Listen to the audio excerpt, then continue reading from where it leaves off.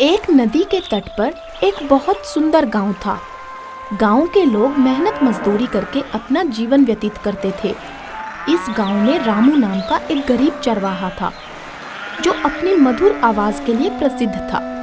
रामू रोज गांव की सभी भेड़ बकरियों को गाना सुनाते सुनाते पास के जंगल में ले जाता। जंगल में स्थित एक पर्वत था। इस पर्वत की चोटी पे एक विशाल पेड़ था। रामू इस पेड़ की छांव में गाना गाता और अपनी सारी भेड़ बकरियों पे नजर भी रखता। शाम होते ही रामू बकरियों को लेकर गांव वापस आ जाता और सभी भेड़ बकरियों को गांव वालों को सौंप देता। दिन भर कड़ी धूप में भेड़ बकरियों को चरवाने के लिए उसे एक सिक्का मिलता। ये सिक्का रामू घर ले जाता। माँ, बहुत भूख लगी है। चीनू, चलो खाना खाते हैं।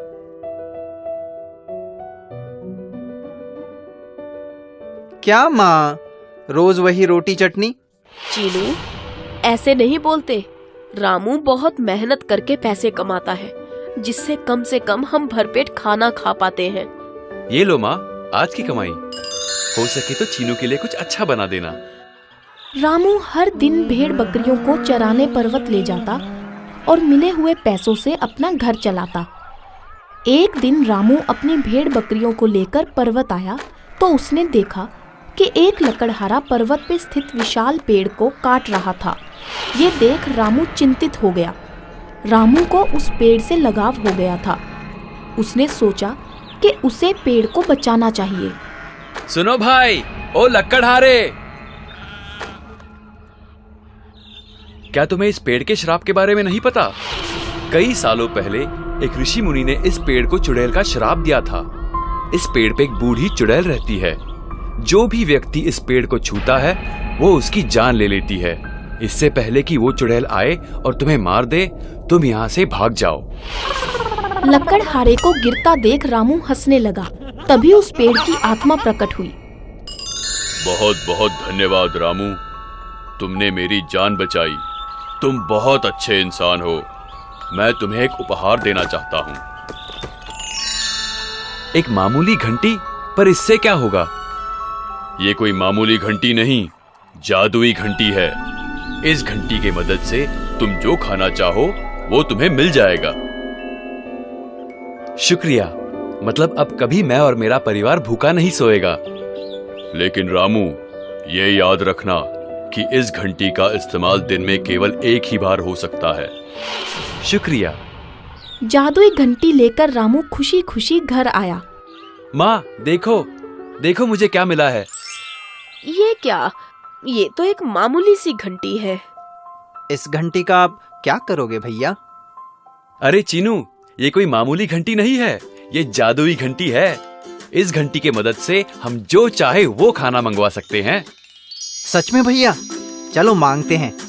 तो बताओ तुम्हें क्या खाना है चीनू? मुझे रोटी, चावल, पनीर, दाल और जलेबी खानी है।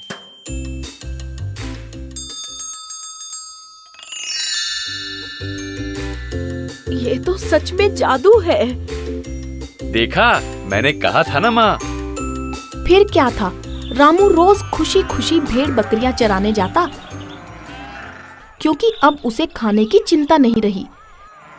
एक दिन रामू को बहुत भूख लगी थी और वो घर आया। घर आके उसने देखा कि चीनू ने पहले ही खाना मंगा लिया है और लगभग सब खत्म हो चुका है। उसने फिर से घंटी बजाई पर इस बार कुछ भी नहीं आया। तब उसे वो बात याद आई कि जादुई घंटी केवल दिन में एक ही बार इस्तेमाल हो सकती है। अपनी भूख और खाली बर्तन देखकर रामू को थोड़ा गुस्सा आया। उसने ये सोचा कि उसे ये घंटी अपनी भूख मिटाने के लिए मिली थी। उसने निर्णय लिया कि कल से जब वो पर्वत पे जाएगा तो जादुई घंटी अपने साथ ले जाएगा। रामू अपने साथ जादुई घंटी ले गया और यहाँ घर पे चीनू और उसकी माँ घंटी ढूंढ रहे थे। उन्होंने सुबह से कुछ नहीं खाया। उन्हें बहुत भूख लगी थी। जब घंटी नहीं मिली तब माँ बेटे बैठकर रामू की राह देखने लगे।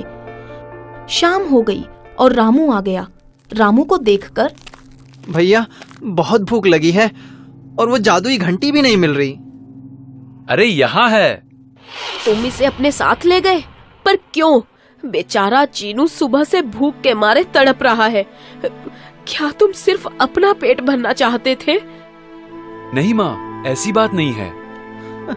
भैया, आपने ऐसा क्यों किया?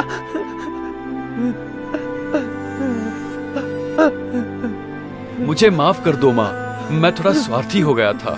मैं दोबारा ऐसा कभी नहीं करूंगा माँ। इससे हमें ये सीख मिलती है कि हमें कभी भी स्वार्थी नहीं होना चाहिए और अपने आप से पहले अपने परिवार के बारे में सोचना चाहिए। हाय, मैं हूँ शाइनी। अगर आप मुझे ऐसे ही देखना चाहते हैं तो इस वीडियो को जरूर शेयर करें और हाँ, इस चैनल को भी सब्सक्राइब करना ना भूलें